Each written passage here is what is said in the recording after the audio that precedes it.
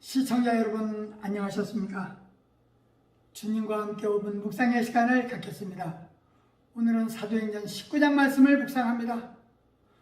본장에서 바울의 에베소 사역을 소개하는데 이곳에서 사역한 지 약 3년간의 세월이 바울의 생애 중에 가장 왕성하게 활동한 기간이었습니다. 두란노 서원에서 복음을 강론하는 일에 주력하면서 자기 양식을 위해 일하기도 하고 서신서를 집필하기도 했습니다. 그러나 그는 그동안의 복음 사역에 그치지 않고 당시 세계의 중심지였던 로마에까지 복음을 전하고자 하였습니다. 바울이 에베소에서 전도할 때 사람들이 방언도 받고 예언도 하는 큰 사건이 일어났는데 에베소는 소아시아 지역의 로마 영토로는 가장 중요했던 도시로 현재의 터키 서부 해안에 위치해 있었습니다. 지금은 진흙과 풀로 뒤덮인 폐허만 남아있지만 과거에는 아시아와 로마 제국의 중심부를 이어주는 항구 도시로 대선박들이 드나들었습니다. BC 1세기경 이 도시의 인구는 30만 명에 달했으며 2만 5천 명을 수용할 수 있는 거대한 극장 위에 목욕탕, 도서관, 광장, 포장도로 등을 갖출 만큼 번성하였습니다.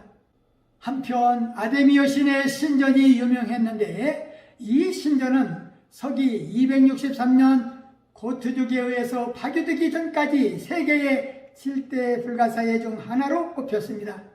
에베소 사람들은 번식과 풍요의 신으로 12개의 유방이 달린 형상을 한 아데미 여신을 그들의 수신으로 숭배하였습니다. 따라서 은으로 아데미 여신의 신전과 신상을 축소해 만들어 사람들에게 팔던 사람들이 있었고 이들의 수입은 매우 좋았습니다. 그런데 바울의 복음 전도로 우상 숭배가 쇠퇴하게 되자 그들 중 데메드리오란 사람이 주동이 되어 소요를 일으켰습니다. 그는 바울이 전하는 복음에는 아무런 관심이 없었고 오직 물질적 이익만 생각하는 자였습니다. 오늘날에도 마치 데리오트처럼 복음의 진리에는 무관심한 채 세속적인 유익만을 추구하는 자들이 있습니다. 결국 이런 자들은 복음의 능력을 체험하지 못하고 물질적 탐욕 가운데에 파멸하고 말 것입니다. 두란노 서원에서 말씀을 강론할 때 바울의 손으로 희한한 권능을 행하게 또 하셨습니다.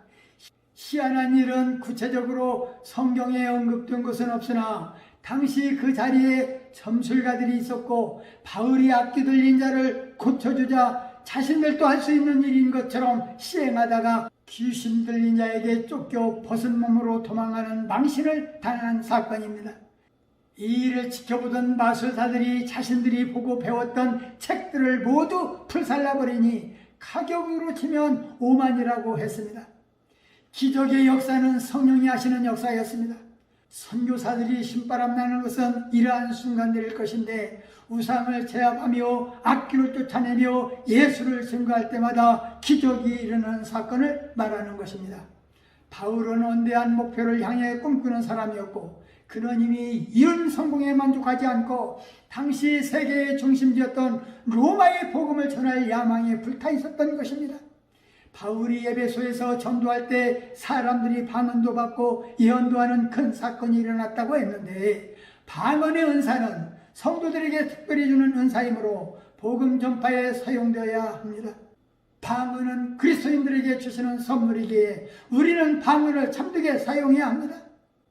어떤 이들은 방언을 인정하지 않는 자도 있는데 우리는 성경이 말하는 방언은 은사요 선물이라는 것을 잊지 않도록 해야 할 것입니다. 말씀을 상고하며 기도하며 묵상의 시간을 마치겠습니다. 좋으신 하나님 아버지, 사도행전 19장 말씀을 묵상하면서 이와 같이 주의 말씀이 흥왕하여 세력을 얻으리라 하였습니다.